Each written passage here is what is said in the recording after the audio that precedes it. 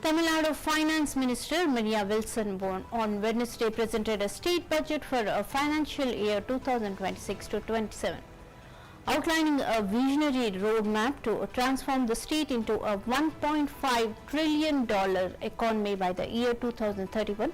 In his address to the Legislative Assembly, the Finance Minister lauded the relationship of Chief Minister Vijay, stating that his entry into a public service was being driven by a moral obligations to the people.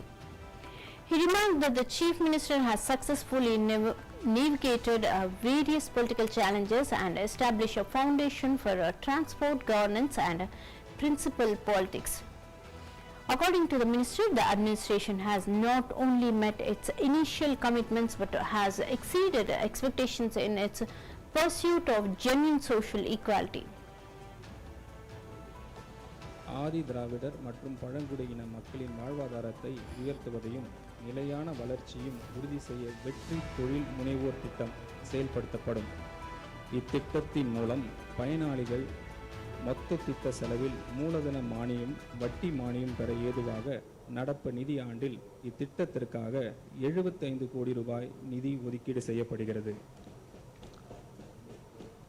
அண்ணல் அம்பேத்கர் தொழில் முன்கோடிகள் திட்டத்தின் மூலம் ஆதி திராவிடர் மற்றும் பழங்குடியினருக்கு இடையே ஆண்டர்பிரினர்ஷிப்பை ஊக்குவிக்கும் நோக்கில் மூலதன மானியம் மற்றும் கடன் வழங்கப்பட்டு அத்தொழிலில் முனைவோருக்கு ஆதரவு அளித்து அவர்களின் பொருளாதார முன்னேற்றம் மற்றும் செல்ஃப் சஃபிஷியன்ட்டை உள்ளடக்கிய வளர்ச்சியினை அடையும் வகையில் செயல்படுத்தப்பட்டு வருகிறது. இத்திருத்த வரவு செலவு திட்ட மதிப்பீடுகளில் இத்திட்டத்திற்காக 165 கோடி ரூபாய் நிதி ஒதுக்கீடு செய்யப்படுகிறது.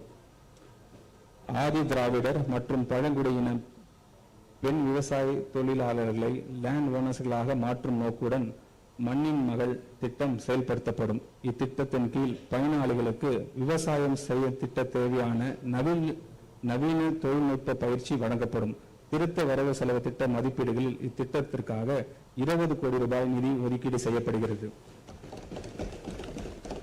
நகர்ப்புற மற்றும் கிராமப்புறங்களில் அமைத்துள்ள ஆதி திராவிடர் குடியிருப்புகளில் அவர்களின் முழுமையான சமூக பொருளாதார வளர்ச்சி அடைய வேண்டும் என நோக்கத்தில் அயோத்தி தாச பண்டிதர் வாழ்வீட மேம்பாட்டு திட்டம் செயல்படுத்தப்படும்.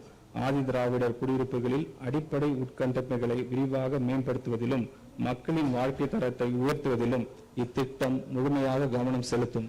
திருத்த வரவு செலவு திட்ட மதிப்பீடுகளில் இத்திட்டத்திற்காக 300 கோடி ரூபாய் நிதி ஒதுக்கீடு செய்யப்படுகிறது.